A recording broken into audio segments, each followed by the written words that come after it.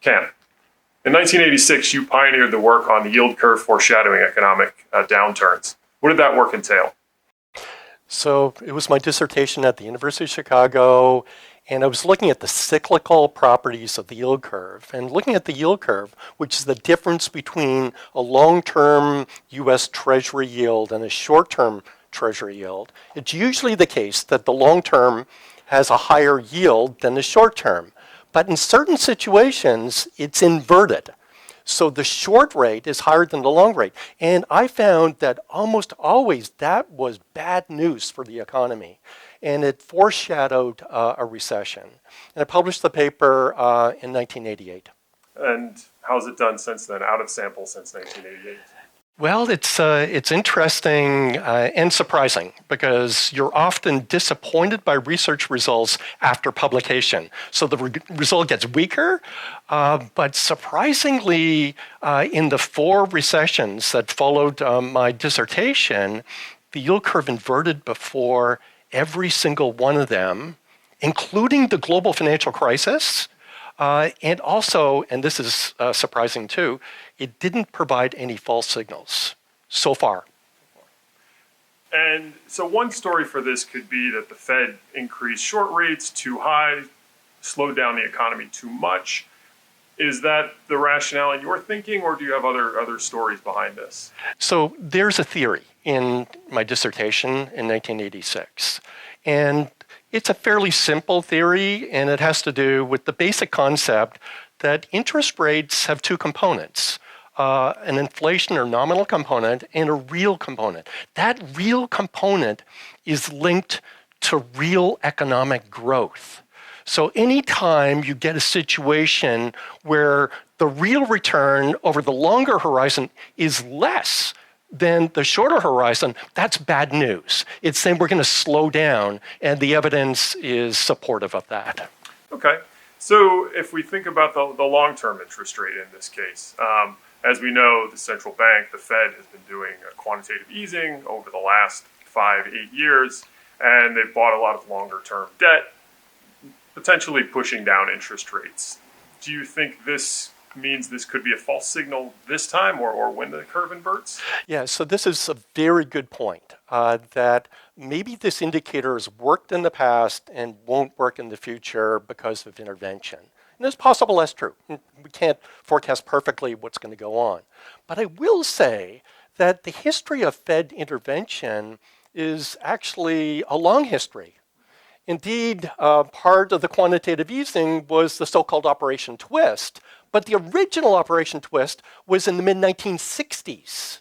So in a way, there's been a long tradition of intervening in this market, and even with all of these interventions, and I would actually argue that the Fed and Treasury interventions were more effective earlier in the sample because the markets got so big. So even with all these interventions, we still see a situation that since the 1960s, you've got an accurate predictor and no false signals yet. Okay. And in 1986, when you pioneered the work, you were the only one, or potentially one of a few folks looking at this. Now this is all over the news. Do you think this could be a case of investors being able to prepare for future downturns, or even a reinforcement mechanism to, we think things are going to turn bad, therefore they will? Yeah, the so-called self-fulfilling prophecy is a possibility here. Again, we've got a track record in the past that is pretty good. We don't know if it's going to work in the future, even though there's no structural reason to think that this indicator is actually broken. We do know other things, that the business cycle has become much less volatile.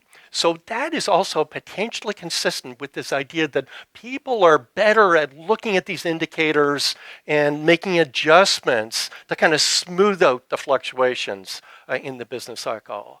So indeed, even though we've just been through the global financial crisis 10 years ago, the drawdown in GDP during that crisis was less than 5%. So that is much less volatile, even the Great Recession, than what we've experienced historically. Okay, that's great.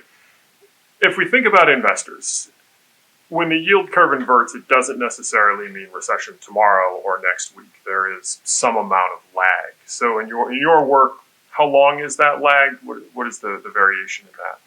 So in my work, it's usually 12 to 18 months. That's the lead time that you've got before a recession. I also looked at other indicators like the stock market, and the stock market is classic in giving false signals.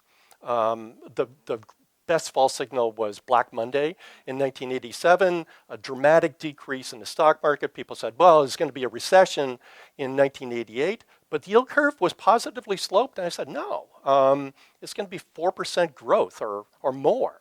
I was an outlier. And it turned out that that forecast was pretty close to being realized. It was 4+% growth. So be careful of the stock market. It's all over the place. And you make an excellent point about timing. So even though a recession might be within the next year and a half, it's still possible the stock market could go up leading up to that recession. And as I read a lot about or hear pundits talk about the yield curve and inversion, there's always arguments between, is it the 5-year, 2-year slope, the 10 3-month, the 10-2, the 5-7, pick your tenors. What have you found? Yeah, so I think what you need to do is to go with the original research. So 1986, I looked at two pieces of the yield curve, the 5-year minus 3-month and the 10-year minus 3-month. The crucial thing is to use a very short-term interest rate. Those two yield spreads are highly correlated. I get nervous when I see people talking about the 10-year minus 2-year. I got all these emails last week about the 5-year minus the 3-year actually inverted. Email saying, happy yield curve inversion day. So you can data mine this. So you can find a piece of the yield curve, maybe it's the 11.5 year minus the 7 3/4 year to find an inversion. That doesn't mean anything. I think you need to go with the original undata mined theory, which is a longer term rate and then a 3-month rate. And the inversion, importantly, needs to last for a quarter. If it's a day, so what? GDP is measured quarterly, so we need to measure this quarterly also. This is very helpful, thank you. So just to reiterate and summarize, look at the long-term rate versus the short-term rate and understand that it should stay inverted for at least a quarter and that the recession that follows might be down the road multiple quarters or even a year or more. That is correct.